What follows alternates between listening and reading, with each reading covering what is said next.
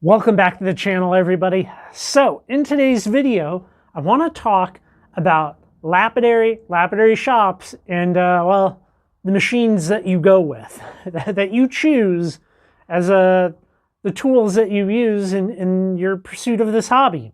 And as an example, we're going to be talking about this right here. This is a Lortone FL20 Vibratory Lap. It's a vintage model that I fully restored. Now, for many people, used lapidary machines are the way that we go. And we do that for a number of reasons. A lot of the modern machines are not available. They have long waits, they're very expensive, and sometimes they're actually not as good as these old machines. So for a lot of lapidaries, that leaves us trolling the internet for vintage machines. And I do that, and I did that with this. And I feel like that was a mistake, and hopefully maybe you can learn from my mistakes some. So this is an excellent machine. I got it. It was in very rough condition, and did a full restoration on it. Paint, vibratory balls, the springs, everything on this, new motor, all of it is perfect. And actually, probably right now, you're watching a video of it running. And it's running on my shop floor, because if I was to plug it in right here on the bench as I show it to you, this bench isn't super stable. And this has to be perfectly flat, and it has to be it needs to be on a very solid bench. So not one that is easy for me to show you. The downsides to this, I bought this because it was a good deal. And I was like, oh, heck yeah, I'm going to buy it. I'm going to fix it up. I'm going to use it. It's going to be thumbs up. There's another tray, the rough grinding tray. This is the polish tray. Here's the problem with it. I didn't spend enough time thinking about the logistics of how it's going to fit into my life. I saw something that was cheap, and I was like, I want it. I'll fix it up. I'll use it, you know? And that's where I screwed up. So currently, right now it's 40 degrees in the shop, but it was like 15 degrees outside. I've been running my heater. And things I didn't take into consideration with this. My only space that I can run it is out here, okay?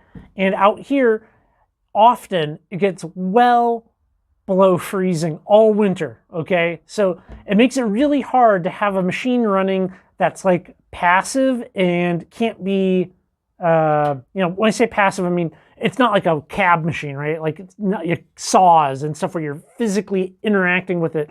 This just kind of runs in the background. And the idea is, you know, you have grit in here and slurry, and it just goes around. The rocks polish, they vibrate around. Well, that doesn't work well in 20-degree weather, 5-degree weather. You can't just have water sitting out here. So that really eliminates a lot of the time that I can spend running it. So that basically means summer. But all summer, we spend our time going off rockhounding, and I'm not around to really babysit this thing, because it does require some attention. You can't let it dry out. Like, it is something that you need to pay attention to. Can't run it in my house. My wife, she works from home and is on video calls and stuff, and I don't have the space to run it where you can't like hear it, you know? So it just doesn't fit well into my space. And I really regret not thinking of those types of things first. I did, however, learn a lot about this machine, you know. It was good for me to track every single part down. You know, thankfully, Lortone, they provide old copies of manuals for all of their machines, which is super cool of them, just to have all of that up on their website. So this tray comes out for those that have not seen this. I mean, you can see the size of this. These things are quite large. And then we have the actual vibration tray. These are some foam pads that elevate that tray over these bolt heads here so that you can not have the tray resting on the bolt heads, which that's an important thing.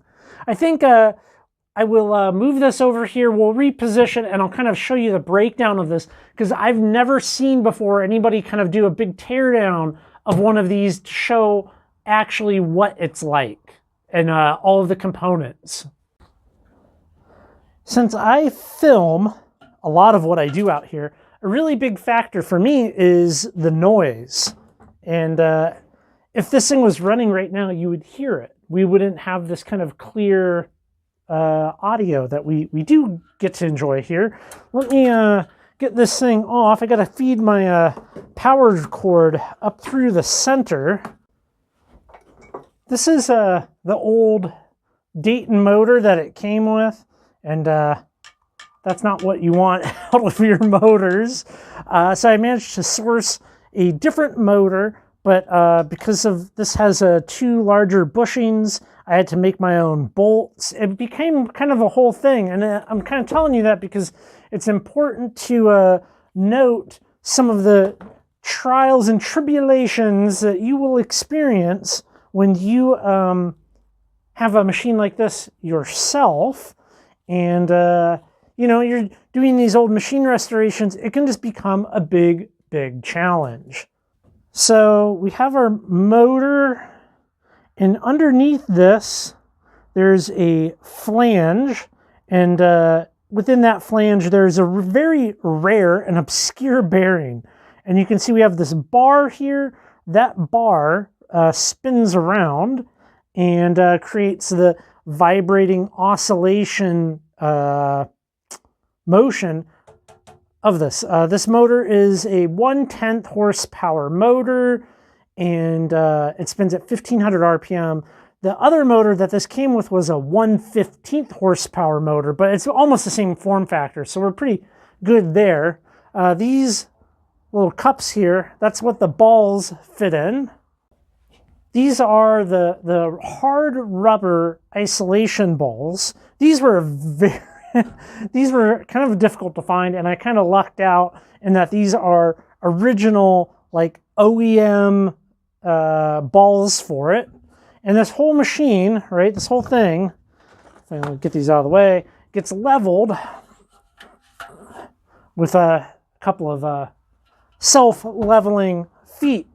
If this thing is not entirely level, well, it wants to start walking away, which that's not fun.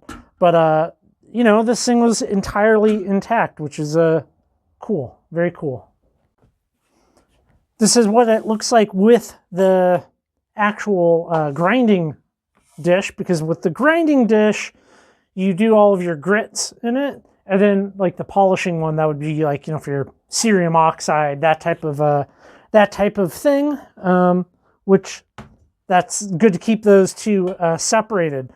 One thing I read about online before buying this was to check to make sure there's no cupping in these, because what will happen is, over running it for years and years and years, 10 years or whatever, you can potentially get a dish in here, right? So it's like a very mellow dish. So I did bring a straight edge with me when I made sure this was good and flat, very, very flat.